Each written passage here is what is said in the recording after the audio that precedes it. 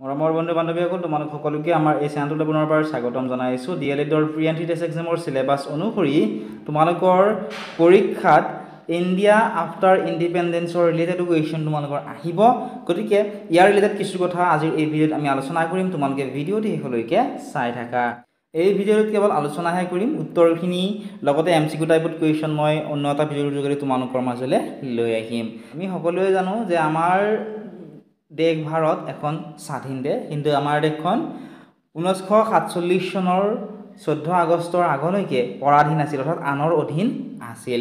গতিকে আমাৰ দেশখন কেতিয়া স্বাধীন হৈছিল? আমাৰ দেশখন স্বাধীন হৈছিল 1947 চনৰ 15 আগষ্ট তাৰিখে আমাৰ দেশখন স্বাধীন হৈছিলে। ইয়াণ্ডাবু সন্ধিৰ ৰিলেটেড প্ৰায়ে কুৱেশ্যন পৰীক্ষাত আহি থাকে DLEDৰ প্ৰি এণ্ড টেষ্ট এক্সামৰ। গতিকে ইয়াত উল্লেখ কৰিছে ইয়াৰ বিষয়ে যে আমাৰ অসমখন 1826 চনৰ ইয়াণ্ডাবু সন্ধিৰ পাছত ইংৰাজৰ অধীনলৈ যায়। অসম 1826 চনৰ 24 ফেব্ৰুৱাৰী তাৰিখে ইয়াণ্ডাবু সন্ধি হৈছিল। কাৰ মাজত হৈছিল এইটো মনত ৰাখিবা। ইয়াণ্ডাবু সন্ধি হৈছিল ব্ৰিটিছ আৰু মান ৰজাৰ মাজত ইয়াণ্ডাবু সন্ধি হৈছিল, আৰু সেই ইয়াণ্ডাবু সন্ধিৰ অনুসৰিয়ে অসমখন ব্ৰিটিছৰ অধীনলৈ গৈছিল। গতিকে চনটো মনত ৰাখিবা, আৰু কাৰ মাজত এই ইয়াণ্ডাবু সন্ধি হৈছিল তোমালোকে মনত ৰাখিবা। চনটো আছিলে 1826 চন, ঠিক আছে। 1826 চন, তাৰিখটো আছিলে 1826 চনৰ 24 ফেব্ৰুৱাৰী।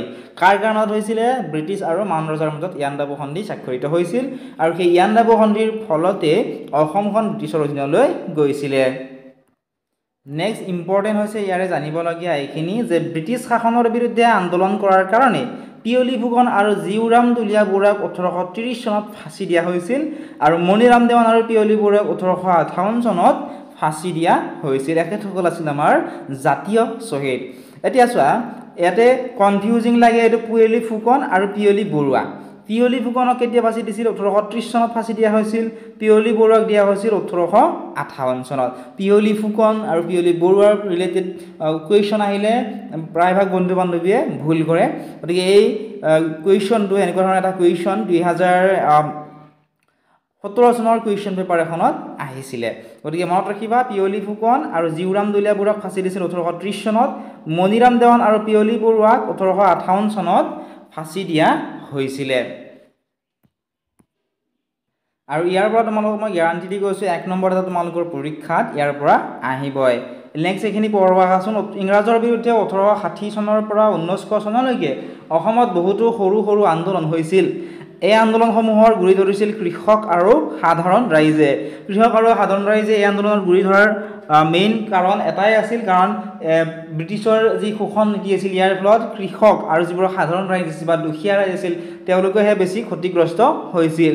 ইয়াৰ ভিতৰত ফুলগুৰিৰ ধেৱা, পথৰুঘাটৰ ৰণ আৰু ৰঙিয়াৰ ৰাইজ মেলে উল্লেখযোগ্য। এই আইনসমূহ ঘাইকৈ মাটিৰ খাজানা বৃদ্ধিক কেন্দ্ৰ কৰি আৰম্ভ হৈছিল।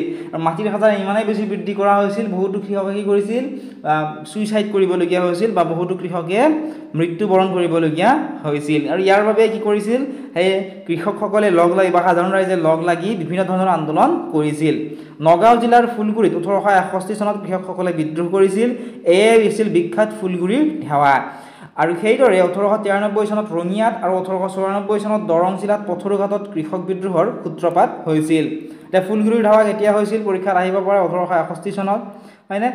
1894 চনত কি আছিল? ৰঙিয়াৰ দৰং জিলাৰ পথৰুঘাটত কৃষক বিদ্ৰোহৰ সূচনা হৈছিল, আৰু 1893 চনত ৰঙিয়াত হৈছিলে। ঠিক আছে, এই চনসমূহ মনত ৰাখিব লাগিব। লগতে ইয়াত কিছু ইম্পৰ্টেণ্ট কথা দিয়া আছে, এইখিনিতো বহুত বেছিয়ে ইম্পৰ্টেণ্ট হয়, যে 1826 চনত ব্ৰিটিছ শাসনৰ বিৰোধিতা কৰা প্ৰথমজন অসমীয়া ব্যক্তি আছিল গোমধৰ কোঁৱৰ। 1826 চনৰ 24 ফেব্ৰুৱাৰী তাৰিখে অসমখন ব্ৰিটিছৰ অধীনলৈ গৈছিল, আৰু ব্ৰিটিছৰ অধীনলৈ যোৱাৰ পিছতে ব্ৰিটিছ শাসনৰ বিৰোধিতা কৰা প্ৰথমজন অসমীয়া ব্যক্তি আছিল গোমধৰ কোঁৱৰ, আৰু তেওঁ বিৰোধিতা কৰাৰ বাবে তেওঁক ইংৰাজসকলে বন্দী কৰিছিলে। নেক্সট চোৱা, 1830 চনত পিয়লি ফুকনে ইংৰাজক অসমৰ পৰা খেদিবলৈ বিদ্ৰোহ কৰিছিল। 1830 চনত কি কৰিছিল? পিয়লি ফুকনে ইংৰাজসকলক অসমৰ পৰা যাতে খেদি পঠিয়াব পাৰে ইয়াৰ বাবে তেওঁ কি কৰিছিল? বিদ্ৰোহ কৰিছিল। ৰংপুৰৰ চিপাহীৰ চাউনীত জুই দিয়া অৱস্থাতে পিয়লি ফুকন ধৰাত পৰিছিল, আৰু ধৰাত পৰাৰ পিছত সেই বিচাৰত পিয়লি ফুকন আৰু তেওঁৰ সহযোগী আছিল জীউৰাম দুলীয়া বৰুৱা, তেওঁলোকক ব্ৰিটিছ চৰকাৰে কি কৰিছিল? ফাঁচি দিছিলে।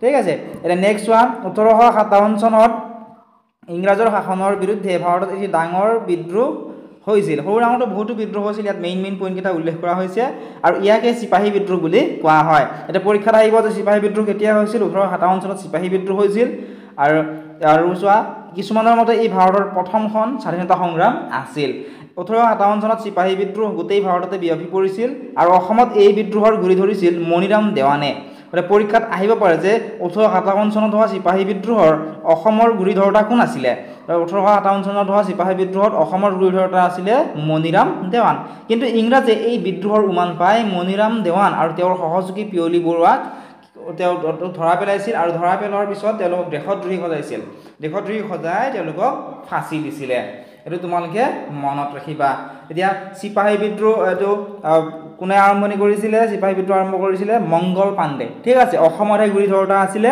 মনত ৰাখিবা অসমৰে গুৰি ধৰোঁতা আছিল মণিৰাম দেৱান কিন্তু চিপাহী বিদ্ৰোহ আৰম্ভণি কৰিছিল মংগল পাণ্ডে নামৰ এজন ইংৰাজ চিপাহীয়ে ঠিক আছে সেইকাৰণে এই বিদ্ৰোহক চিপাহী বিদ্ৰোহ বুলিও কোৱা হয় বা জনা যায় নেক্সট চোৱাচোন ইয়াতে কিছু আন ইম্পৰ্টেণ্ট কথা উল্লেখ কৰিছে 1920 আৰু 21 চনত মহাত্মা গান্ধীৰ নেতৃত্বত অসহযোগ আন্দোলন হৈছিল সমগ্ৰ অসমবাসীয়ে এই আন্দোলনত ভাগ লৈছিল আৰু অসমত এই আন্দোলনৰ নেতৃত্ব দিয়া কেইগৰাকীমান ব্যক্তি আছিলে চন্দ্ৰনাথ শৰ্মা তৰুণৰাম ফুকন নবীন চন্দ্ৰ বৰদলৈ নলিনীবালা দেৱী শ্যামচৰণ দেৱ হাতী মৎসিম আলি চৌধুৰী গংগাদয়াল দীক্ষিত আদি এতিয়া ইয়াৰ পৰা তোমালোকক অপশ্যন দিব যে 1920-21 চনত মহাত্মা গান্ধীৰ নেতৃত্বত হোৱা অসহযোগ আন্দোলনত অসমৰ নেতৃত্ব দিয়া এজন ব্যক্তিৰ নাম লিখা এটা চাৰিটাকৈ অপশ্যন দিব এটা তোমালোক সুধিব গতিকে একে বহুত বেছি টানো নহয় বহুত বেছি সহজো তোমালোকৰ পৰীক্ষাত কিন্তু নাহে গতিকে সৰু বস্তুবোৰ তোমালোকে পঢ়িব লাগিব আৰু মই আগৰ ভিডিঅ'সমূহত তোমালোকক কৈছোঁ যে তোমালোকে চেবা NCERT আৰু অসম জাতীয় বিদ্যালয় কিতাপবোৰ পঢ়িব লাগিব